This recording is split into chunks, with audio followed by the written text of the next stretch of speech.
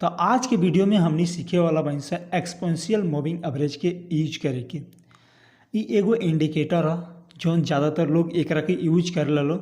हम भी एकरा के खास कर ज़्यादातर एकरा के यूज करेनी काहे कि एमे ज़्यादा कंफर्टेबल रहेला। टारगेट लेके स्टॉप लॉस लेके सब कुछ इंडिकेटर फॉलो करेला, जेके वजह से हमने के क्रॉस ओवर होला तो हमने के एग्जिट कर जाए पड़ला। क्रॉस ओवर करके अप साइड की तरफ जाला तो हमने के वहाँ पे एंट्री बन जाला, आसानी से हमने के समझ में आ जाला। साथ में अगर वह इंडिकेटर्स के बारे में मूविंग एवरेज के बारे में सीखे वाला बानी तो ई वीडियो की कंप्लीट ये पूरा देख ली। हम गारंटी के साथ कहतनी कि ई इंडिकेटर्स के यूज करे के रहुआ आसानी से तरीका जान जाए। सिंपल समझ लिया कि एवरेज का होला। एवरेज होगल, मान लेनी एगो रूम की किराया बा 2000 रुपया। 2000 रुपया किराया होगल, इमें कितना 4 आदमी रहता। 4 आदमी रहता तो हमने भागा देनी सन आयल कितना 500 रुपया, तो पर आदमी की एवरेज होगल 500 रुपया। तो अब केहू कहे कि जो वो रूम की किराया कितना बा पर आदमी के, तो 500 रुपया। अब सपोज करी विराट कोहली बा। विराट कोहली 5 गो मैच खेलक, 5 गो मैच के ओकर एवरेज निकालल जाता तो पर मैच की एवरेज आवता 80, यानी कि नेक्स्ट मैच में 80 रन मारे के चांस बा, तो एक के बोला जाला एवरेज। दो तरह से मूविंग एवरेज निकालल जाला, जिसे होगल कि एगो होगल ऐसे में बोलल जाला, एकरा के बोलल जाला सिंपल मूविंग एवरेज। दूसरी का रहेला ईएमए के मतलब हो गल कि एक्सपोनेंशियल मूविंग एवरेज। हमने एकरे के सीखे वाला बानी से। इंडिकेटर्स के यूज करके सपोर्ट और रेजिस्टेंस कैसे निकालल जाला एकरा के सीख लिया। हॉरिजॉन्टल लाइन से निकलेला या ट्रेंड लाइन से भी निकलेला। बहुत बार का होला कि ट्रेंड लाइन के भी मार्केट फॉलो करेला। दूसरी का तरीका होगल। तीसरी का तरीका होगल हमने के इंडिकेटर से भी निकल सकत आदमी। ये से इंडिकेटर के बहुत बार एक फॉलो करत जाला मार्केट ऐसे ऐसे, तो का हुई कैंडल ऐसे ऐसे बनत जाई ऐसे। तो इंडिकेटर के बेस पे भी सपोर्ट और रेजिस्टेंस निकल सकता। सबके एग्जांपल देके हम सीखे वाला बानी से ई वीडियो में। तो अब एकरा के यूज कैसे करल जाई एकरा के जान लिया। तो यूज करला हमने के का करे को ही, सबसे पहले यहाँ पे जौन इंडिकेटर लौकता इंडिकेटर एमे हमने के क्लिक करे के हुई। यहाँ पे सर्च बार में सर्च करे के हुई EMA। एकर सिंपल में एकर कोड वर्ड है EMA, यानी कि एक्सपोनेंशियल मूविंग एवरेज। यहाँ पे देखल जाओ तो यहाँ पे एक्सपोनेंशियल मूविंग एवरेज ना लिख के लिखेला मूविंग एवरेज एक्सपोनेंशियल, क्लिक कर दिए। तो ई जौन बाटे अभी हमने के सेव बा बाय डिफॉल्ट ई 9 पीरियड के मूविंग एवरेज बा, यानी कि 9 गो कैंडल्स में का एक्टिविटी भइल बा एकरा के लेके चलता। नो डाउट हमने यहाँ पे सेटिंग भी सीखे वाला बानी से सेटिंग कैसे करके एकरा के यूज कर सकता आदमी। यहाँ पर जौन एक्टिविटी होता एकरे के लेके चले के पड़ी इंडिकेटर में। ई पीछे का भइल बा एकरा के हमने के का करे के पड़ी, भूल जाए के पड़ी। एकरा के कोनो यूजेस नहीं के, ठीक बा। अभी जौन कहा होता है हाल फिलहाल में एकरा के फॉलो करे के हुई। तो अभी का होता है यहाँ पे मार्केट फ्लैट चलता अभी, यानी कि एगो जोन में चलता, ठीक बा। हम सेटिंग करे के चाहता नहीं 7 पीरियड के, तो यहाँ पे सेटिंग बा, यहाँ सेटिंग करी, सेटिंग पे क्लिक करी, यहाँ पे इनपुट टाइप पे क्लिक करी। इनपुट पे बाय डिफ़ॉल्ट यहाँ पे 9 सेव बा, तो हमरा सेव करे के बाटे 7 सेव हो गल। अब स्टाइल में थोड़ा हम अलग कलर सेट कर देता नहीं। कलर सपोज करी कि हम ग्रीन लेके चले के चाहता नहीं, काहे कि हम एकरा के अपन टारगेट लेके चलता नहीं, तो ग्रीन लेके चलता नहीं। एकरा के लाइन पे थोड़ा मोटा कर देता नहीं। तो ये हो गल 7 टाइम पीरियड, यानी कि 7 कैंडल में का भैल बा। अब और इंडिकेटर ऐड करे के चाहता नहीं। हम चाहता नहीं कि 2 गो 3 गो इंडिकेटर या 4 गो इंडिकेटर ऐड करे के चाहता नहीं, तो 4 गो इंडिकेटर ऐड करे के हुई।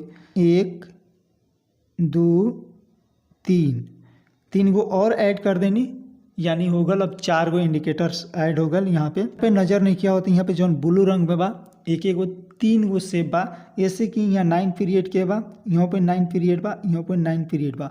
अब एकरा के क्या करे को हुई, सेटिंग करे को हुई। तो हम चलते नहीं एकरा के अब सेटिंग कर लिया। सेटिंग करे के सिंपल प्रोसेस बा, जिंगा पहले कहीं नहीं है सन वहीं सेटिंग करे के हुई। अब एकरा के इनपुट पे जाए, इनपुट में जाके हम कर देता नहीं 21 पीरियड। स्टाइल में जाके कलर सेव कर देता नहीं अलग ही, थोड़ा हम रेड एकरा के कर देता नहीं, लाल कलर के मोटा लाइन क्रिएट सेट कर देनी। थर्ड में इनपुट में कर देनी।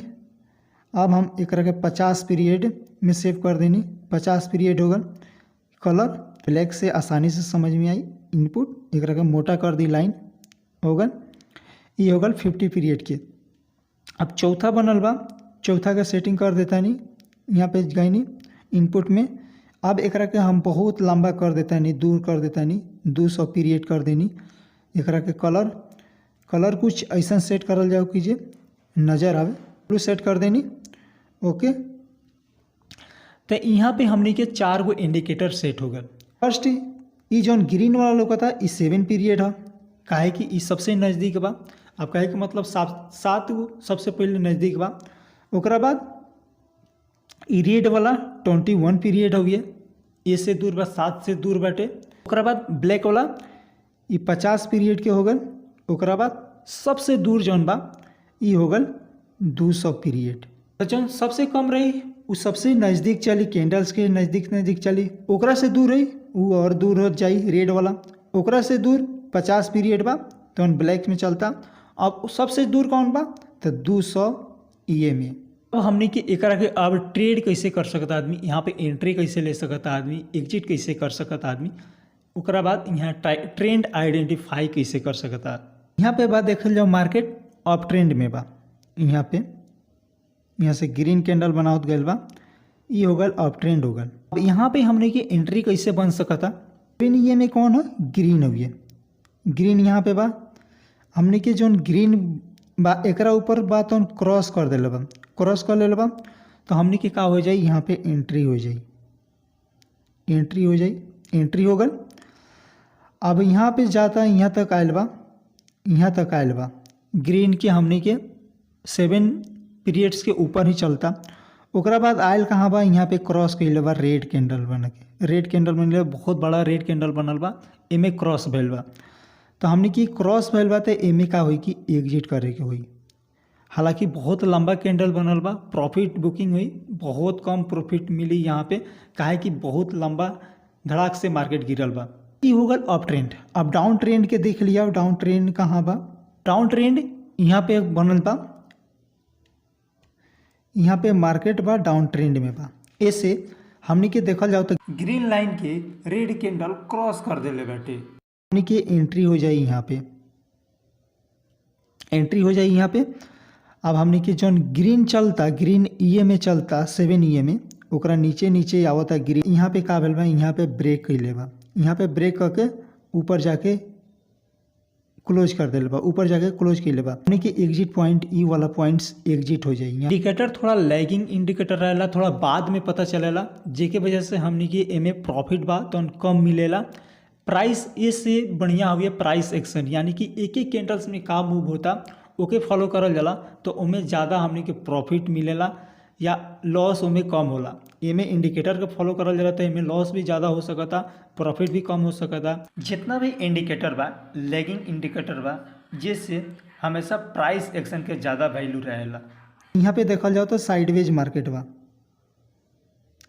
यहाँ बाटे साइडवेज मार्केट, काहे कि इ तीनों गो इंडिकेटर्स के पास में चलता टे, फ्लैट चलता, तो ई होगा साइडवेज मार्केट। एकरा के हम 5 मिनट के टाइम फ्रेम पे देखा था नहीं, यहाँ पे जौन बात टाइम सेट बटे 5 मिनट में। चाहे तो आदमी एकरा के बड़ा कर सकता, जेकरा अनुसार देखे के चाहता आदमी देख सकता नहीं। एगो कैंडल्स जौन बा, एक कैंडल 1 पीरियड होला, 2 कैंडल 2 पीरियड, 3 कैंडल 3 पीरियड, यानी जौन 7 बाटे तो 7 गो कैंडल्स के पीरियड बोलेला। जौन 21 बा 21 कैंडल के पीरियड बा। टी बा 50 कैंडल के पीरियड बा। 200 बा 200 कैंडल पीरियड बा। तो ये सब जितना बा कैंडल के पीरियड बा। अब जैसे हम यहाँ पे मान लें डेली सेलेक्ट करता नहीं, डेली सेलेक्ट करें तो कुछ नज़ारा कुछ और रही। एगो कैंडल्स एक दिन के बनल बा, तो ये जौन बाटे 7 बा, ये 7 दिन पीरियड हो गल, 7 पीरियड हो गल। 21 बा, ये 21 दिन के पीरियड हो गल। 50 बा 50 दिन के पीरियड हो गल। 200 बा 200 पीरियड हो गल। ठीक, ये वीडियो में इतना ही। उम्मीद करता नहीं इंडिकेटर्स की यूज करे के लूर आ गई हुई, यानी कि एक्सपोनेंशियल मूविंग एवरेज की यूज कर सकता नहीं। खुद से 1-2 बार प्रैक्टिस करी, ना समझ में आयल हुई तो वीडियो 2-3 बार देखी, स्टेप बाय स्टेप करके समझी, आ खुद से ओकरा के इम्प्लीमेंट करी, चार्ट क्रिएट करी, इंडिकेटर ऐड करी, आ खुद से फॉलो करी। हाँ, ई ना जी रुआ सीख लेनी तो ट्रेडिंग में घुस जाए, ट्रेडिंग कभी ना करम। बस एकरा के थोड़ा प्रैक्टिस करी है कि कुछ चीज़ें बा जौन सीखल जरूरी रहेला। तो हम एजुकेशन पर्पस ला बताइनी है। नहीं वीडियो अच्छा लागल हो तो लाइक करम, साथ में चैनल के सब्सक्राइब करम। हम मिलता नहीं अगला वीडियो में, तब तक रहुआ सबके तहे दिल से प्रणाम। जय हिंद।